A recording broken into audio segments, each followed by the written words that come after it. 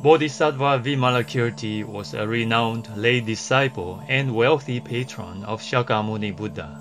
The name Vimalakirti means pure reputation.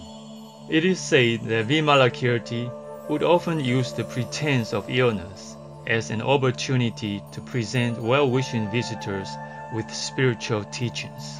He used and often shared an in-depth understanding of topics such as the path to liberation and the nature of emptiness. His approach was said to enlighten even advanced bodhisattva members of the Buddha's Sangha as well as laypersons.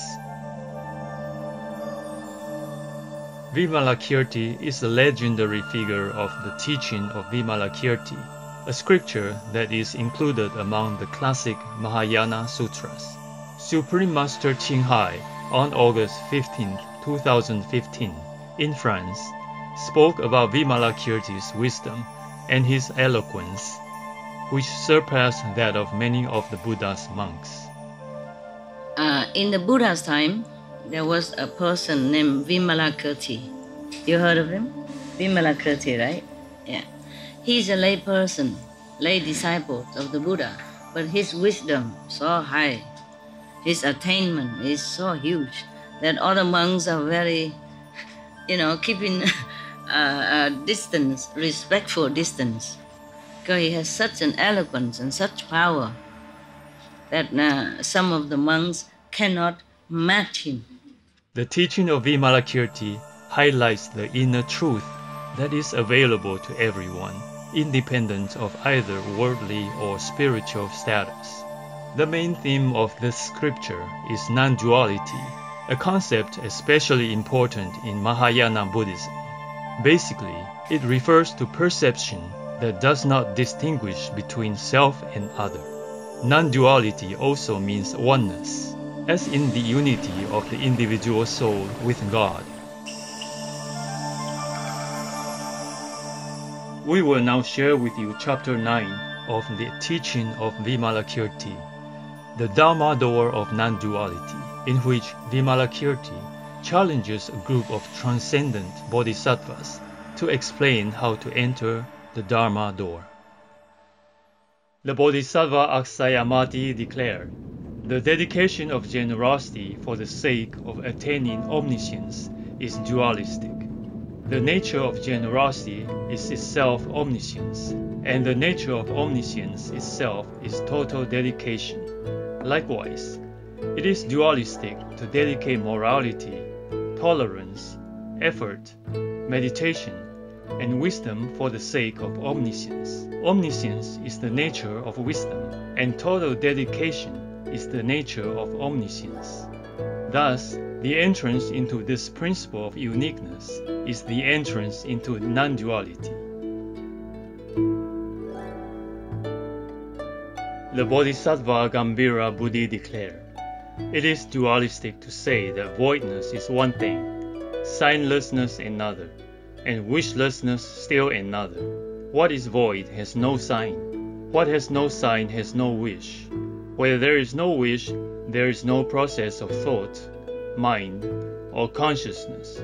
To see the doors of all liberations in the door of one liberation is the entrance into non-duality." The Bodhisattva Santendriya declared, "It is dualistic to say Buddha, Dharma, and Sangha. The Dharma is itself the nature of the Buddha. The Sangha is itself the nature of the Dharma, and all of them are uncompounded. The uncompounded is infinite space, and the processes of all things are equivalent to infinite space. Adjustment to this is the entrance into non-duality." The Bodhisattva Apratihata Kaksu declared, "It is dualistic to refer to aggregates and to the cessation of aggregates. Aggregates themselves are cessation. Why? The egoistic views of aggregates, being unproduced themselves, do not exist ultimately. Hence, such views do not really conceptualize these are aggregates or these aggregates cease. Ultimately, they have no such discriminative constructions and no such conceptualizations.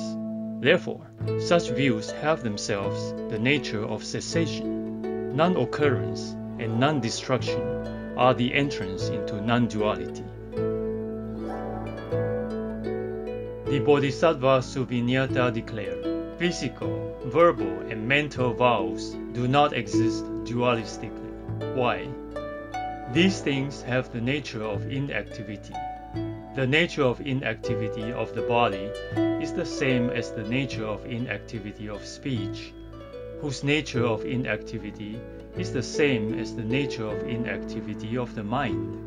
It is necessary to know and to understand this fact of the ultimate inactivity of all things, for this knowledge is the entrance into non-duality.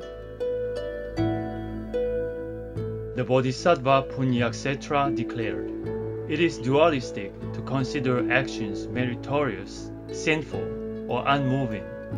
The non-undertaking of meritorious, sinful, and unmoving actions is not dualistic.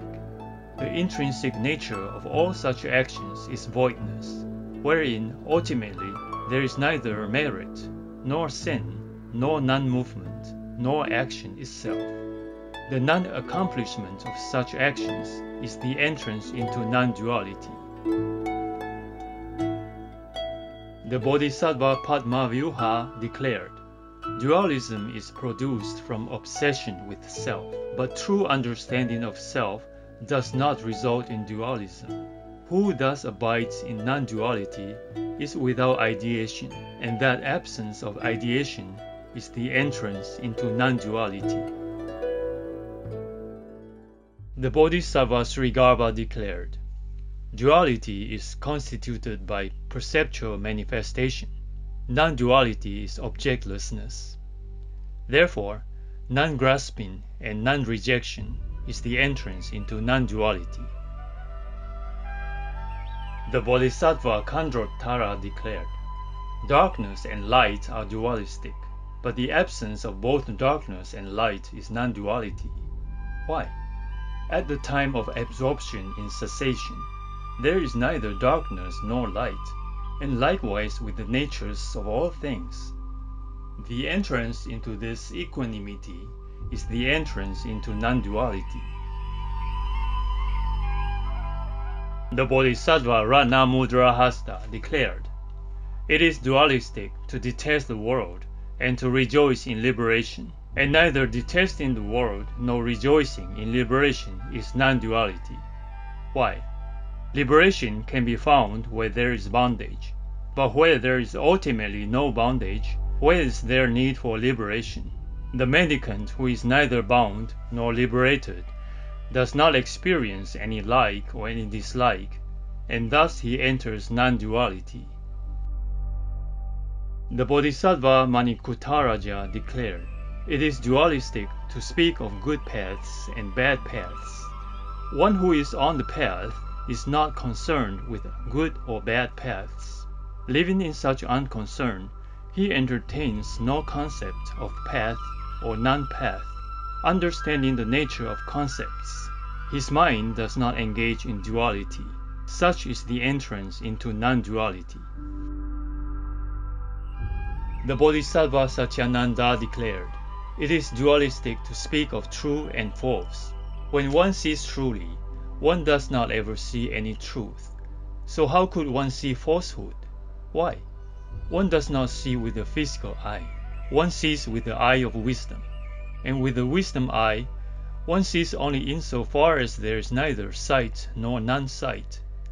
There, where there is neither sight nor non-sight, is the entrance into non-duality.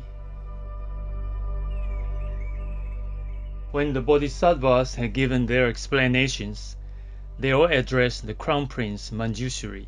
Manjushri, what is the Bodhisattva's entrance into non-duality? Manjushri replied, good sirs, you have all spoken well. Nevertheless, all your explanations are themselves dualistic.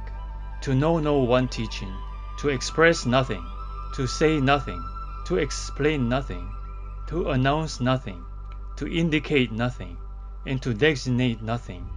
That is the entrance into non-duality. Then the Crown Prince Manjushri said to the Lichavi Vimalakirti, "We have all given our own teachings, noble sir. Now, may you elucidate the teaching of the entrance into the principle of non-duality."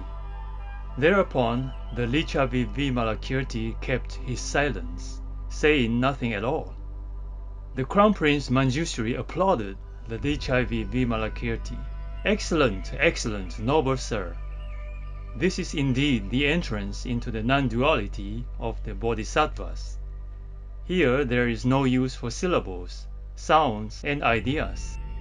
When these teachings had been declared, 5,000 bodhisattvas entered the door of the Dharma of non-duality and attained tolerance of the birthlessness of things.